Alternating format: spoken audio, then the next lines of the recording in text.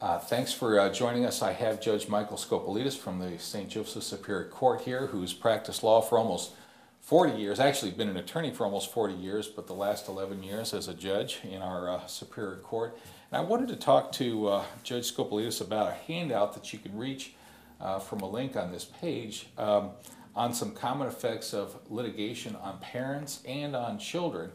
And Judge, here are some of the things I'd love your comment on. We'd like parents' focus in divorce to be on children and relationships and future, but if they're in litigation with each other, is that typically where their focus ends up being? No, their focus absolutely is on their fight with one another, the disagreements they have, and in trying to one-up one another in court and outside of court.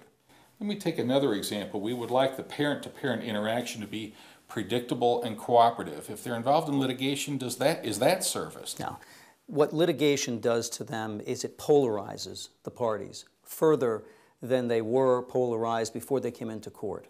So it's really impossible for them to get in a cooperative mood. Once they've been in court, the juices are flowing, things get said that cannot be taken back, and once they're out there, the parties run with it.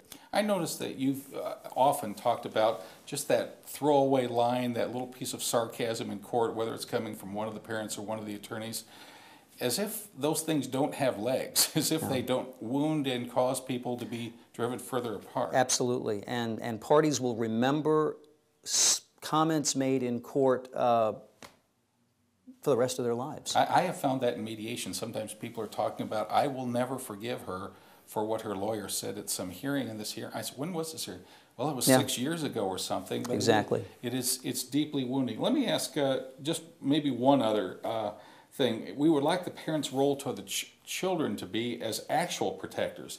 They see the children as distinct persons with their own needs, and they have a deep commitment to meet those children's needs.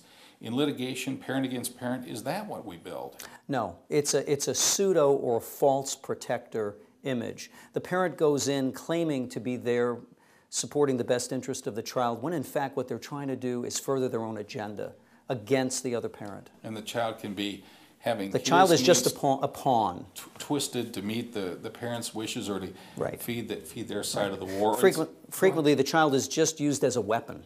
Yeah.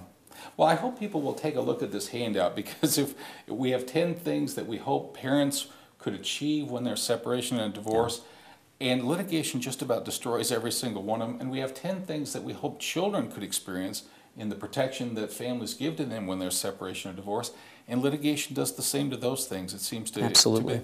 I'll give you the last word. What's the effect of litigation on families then who are going through the crisis of separation? It destroys a family's ability to work anything out together. If you need litigation because there's domestic violence or other problems with the family, obviously the courts are there for that. But if you're just working out the hurt and the strain and the stress, admittedly all tremendous factors, see if you can find some other way than litigation. Absolutely. Thanks I agree. so much, Judge. Okay.